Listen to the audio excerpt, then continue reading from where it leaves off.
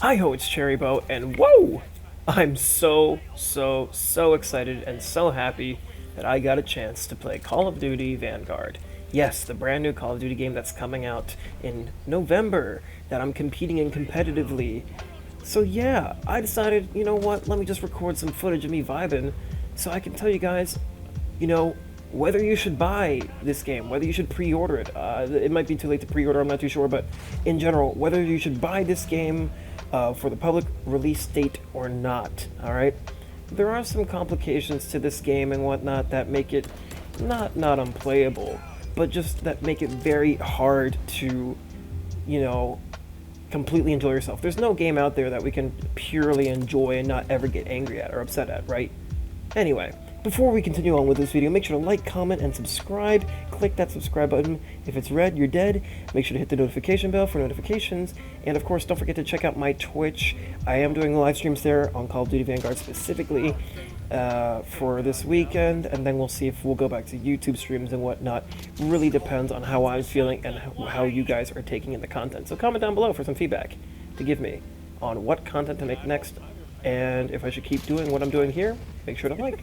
So, I must say, I really enjoyed playing this game, and I've already found like my go-to weapon. It's not the M1 Garand here. I just tried using it a little bit here because I love that ping it makes when you shoot. You know, I live for that. Who doesn't? Who, like, literally, if you're using the M1 Garand in a Call of Duty game or any video game, you're using it for the sick ping. I mean, don't lie to me now. If you're lying to me, leave. But in all seriousness, let's talk about, you know, whether you should buy Call of Duty Vanguard or not. I'm not going to call this video before you buy Call of Duty Vanguard because there is a YouTube channel out there that specifically titles their videos like that, and they've given me a lot of informative information on whether I should buy a game or not. So, coming from me, yours truly, your favorite mutated Cherrybo, you know, should you get this game or not? Let's talk about it. So, let's talk about the pros, right? What makes this game enjoyable? What makes it worth playing? Well, first of all, it's Call of Duty. If you're a Call of Duty fan, chances are you're going to get this game no matter what, right? And, you know, personally, I really enjoy it because I've never played a World War II Call of Duty game. In fact, the only Call of Duty games experience that I have are playing BO2 at a friend's house, BO3, which was the first ever COD game I owned, and I played that for a little while. Mostly zombies in it, though. Warzone. Then Modern Warfare 2019, by the time Cold War was coming out, got Cold War as well. So I didn't play a lot of Modern Warfare 2019, and leading up to the beta of Vanguard, I played a lot more Modern Warfare 2019. So, I think, you know, if you're a genuine COD fan, you will enjoy this game. But there are some pros and some cons, as I just said earlier. Now, I apologize if I'm a little redundant in this video. It's, you know, it's like 1:47 in the morning as of recording this bit. So, like, you know how it is. I mean, it's the weekend. I got time. I'll do my homework. Don't worry about it. So, I'd say some pros. If you didn't like Cold War's long kill time, fortunately, Vanguard goes back to short kill times. You know, you get a few hit markers, they're dead. It's pretty interesting. It's pretty cool, and it's definitely, you know, worth the time. Some more pros. It has a very unique mode, Champion Hill. You may have heard of it from watching alpha players on PlayStation during that Sony exclusive crap that I'm very envious of. That was the first thing I did when I got Vanguard. It was so fun. I mean, it is a little sweaty and competitive and toxic because I didn't get on the beta until like several hours after, but I do really enjoy it. So, you know, if you like gunfight and you like, you know, you like the brackets and stuff that you did in Cold War and Modern Warfare, I would highly recommend that you play Champion Hill, and thus I would highly recommend you get Call of Duty Vanguard. It just feels like a little bit of a mix of gunfight and battle royale, which soothes a lot of the senses to some players out there. Definitely soothes mine. Another pro, it's got some unique modes. It so far has taken out the hard point, but it has search and destroy, domination, team deathmatch, control. I like control's the hard point. But okay, another thing about Vanguard is it has a brand new unique mode called Patrol, which is a lot like Payload in Overwatch that you've probably seen me play in the past, where you move a control point or an objective, specifically in the Overwatch sense. You move an objective by standing in the circle and defending it from the objective being contested. The difference with patrol is that the objective will move by itself without anyone on it. You have to stay in the circle to gain points, and to not gain points, the enemy can be on it or they'll contest it, but it will still constantly move, which really makes for an interesting CDL experience when the time comes. So if you guys are really excited to see how that plays out in the competitive scene, please comment down below and let me know, because I know I'm going to be absolutely surprised with how CDL turns out. Some other pros. I'd say, the weapons, while there may be a small amount of them, I think all the weapons are pretty fantastic. I mean, you've got 10 attachments at max on each weapon, which is insane. The leveling system for the weapons are great. I leveled up this Thompson here actually fairly quickly. I played it for a few hours tonight off stream, and holy crap, like, it's already level 30.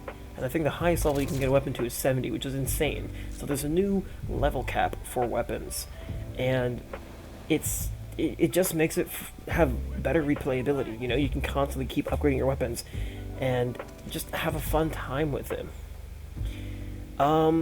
Yeah, I mean, the maps are pretty nice, great quality.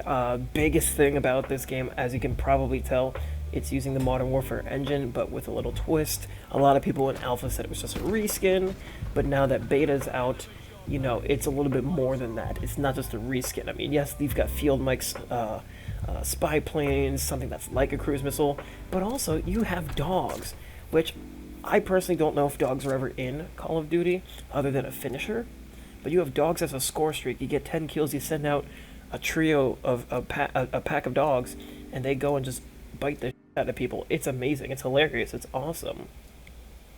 Like, I love it. It took a while for me to actually get comfortable with my settings, but now I love it. Now I'm pub stomping more than ever. It feels good. But we must address the cons of this game, which are, in my opinion, not the greatest things to happen. So I'd say, one con: depending on your situation, frags and grenades take a while to throw.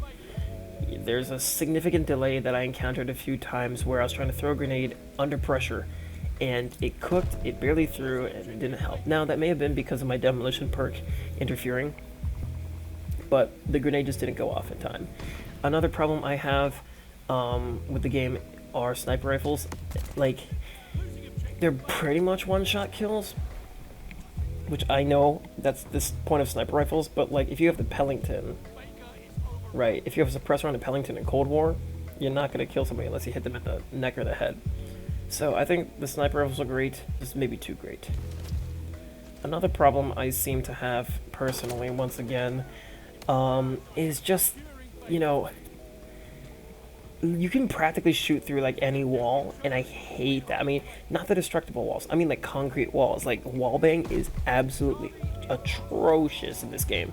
Like, it's painful. It's so painful. Another thing, I'll just say, we also have spawns. Spawns are one of my biggest pet peeves about this game. Yes, it's like Modern Warfare spawns, squad spawning, it's cool. It's like, well, you get to spawn over here, but the problem with Vanguard at the very moment is that you will literally spawn in front of somebody, either rotating or just standing still, and they will be an enemy, and they'll just punch you. That happened to me. I think it's some footage that I've collected. Like, I spawned and somebody was right there and they just cracked me in the dome. Like what the fuck? Like, that shouldn't happen. That really shouldn't happen, and I was pretty upset about that. So that was some dog. That was just dumb. Another issue, once again, is the glide bomb. It's like a cruise missile, and I get it's a glide bomb, but it's very hard to navigate, and I just struggle to hit my targets. Most of them are ghosting, most of them go into the building, so I can't hit them. But even so, I feel like the glide bomb's radius should be expanded a tiny bit. If not, it should just, have better navigation capabilities, because I can barely tilt it enough to hit somebody, especially when they're sprinting to cover. I just don't get a lot of value out of the glide bomb.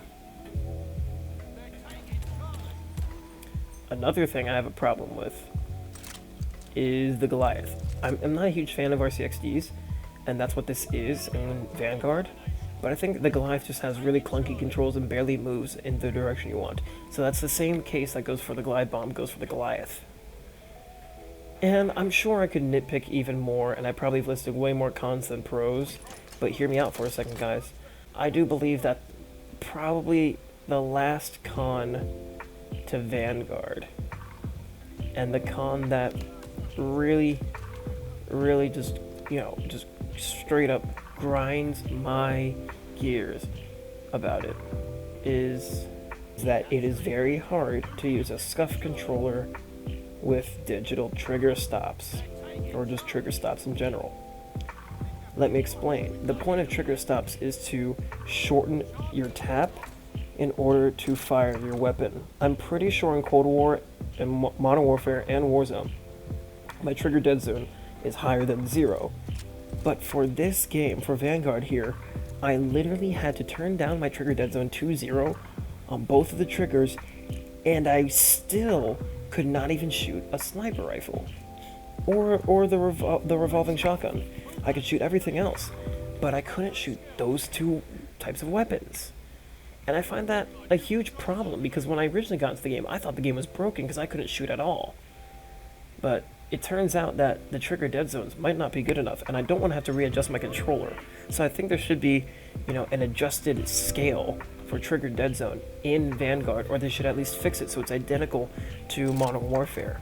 All in all, is Call of Duty Vanguard worth it? Is it worth buying? Well, it's up to you.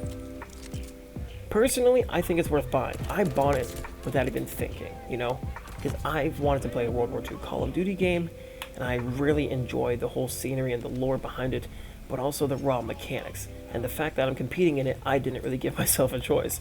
But I definitely do think it's worth it. And the reason I say that is because I can look over a majority of these cons simply because it's in beta. I feel like a lot of people grill the game because of the fact it's in beta, but that's just immature. That's stupid. You guys know what you paid for. You guys know what you're getting yourselves into. It literally gives a disclaimer. This game's in early development, So in my mind, I don't really complain about these things. Do I find them irritating and annoying? Yes. But am I going to cry over it? Absolutely not. The game is still worth my money. It's worth the playtime. And, I'm definitely going to keep doing this one for a while. So, thanks for watching. Like, comment, and subscribe. And adios.